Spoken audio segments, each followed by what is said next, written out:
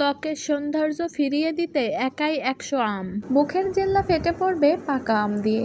আম খেতে প্রায় সবাই পছন্দ করে। আমে অনেক ধরনের পুষ্টিগুণ রয়েছে।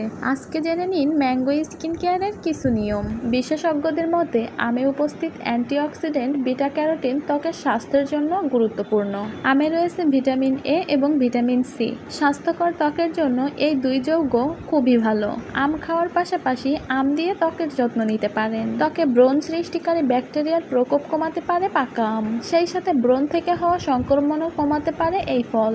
অ্যান্টিঅক্সিডেন্টে ভরপুর আম ত্বকের উজ্জ্বল ভাব বজায় রাখে এবং পাশাপাশি ত্বককে করে তোলে টাইট। ফলে খুব সহজে মুখে বলিরেখা পড়ে না এবং ত্বকে বয়সের চাপ পড়ে না।